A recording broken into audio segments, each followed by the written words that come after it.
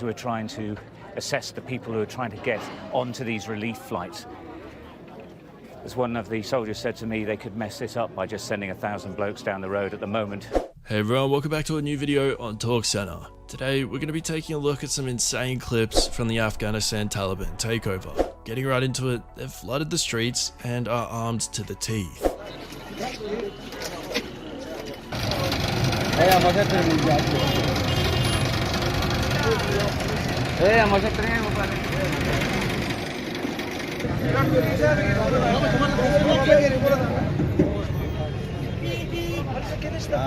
Anything for their safety. Saeed Jalal Zahir told us, as a translator for the U.S. Army, he lied to get past 10 Taliban checkpoints.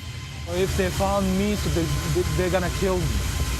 He hopes if these kids see Afghanistan again, they will see it at peace. This is actually pretty damn scary. What of the fate of this baby hoisted up to a U.S. Marine at the airport? The Marines confirmed the baby was taken to a medical facility and cared for by medical professionals. Pretty much the whole country is trying to escape.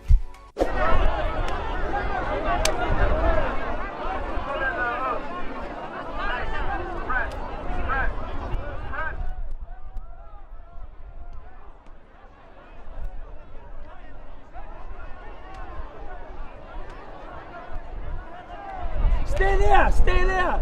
So much is happening over there at the moment. At another gate, even more desperate scenes as the airport continues to be besieged.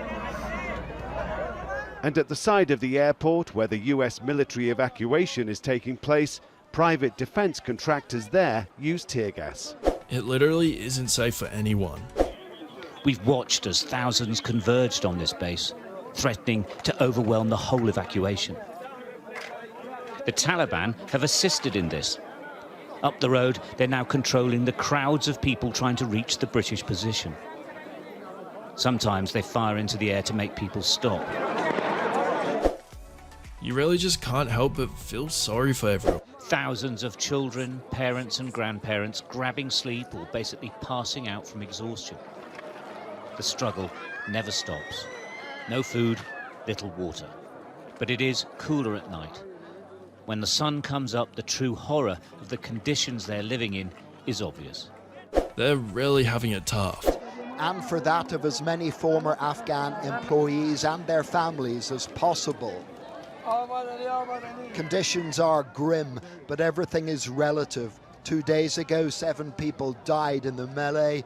Now the misery here is much more organized. The Taliban are not messing about. The Taliban are on the march and gaining territory at an astonishing rate. We've been invited to meet them inside their own base.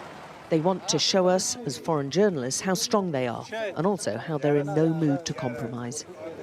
The departure of the bulk of the American and other NATO forces has emboldened them, and they smell. It's literally all or nothing. As every day passes, this relief operation gets more and more urgent and desperate. Afghans hoping to escape have to walk through ranks of Taliban fighters.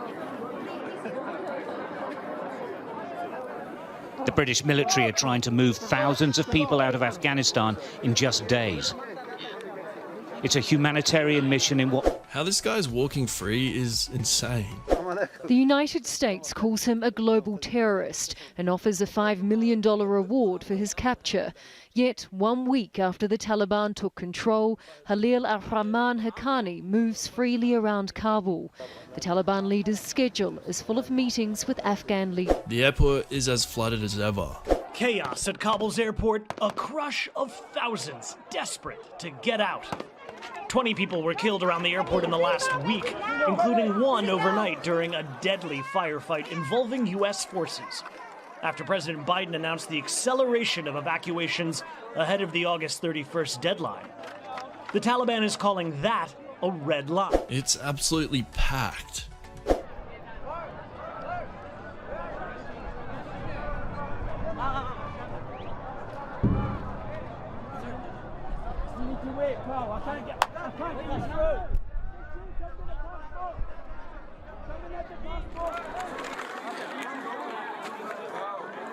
Getting out is like the only thing they can do at the moment. British Embassy compound. Long lines gather daily to apply for special visas, with promises from the Taliban of amnesty for those who worked with foreign forces and safe passage to the airport.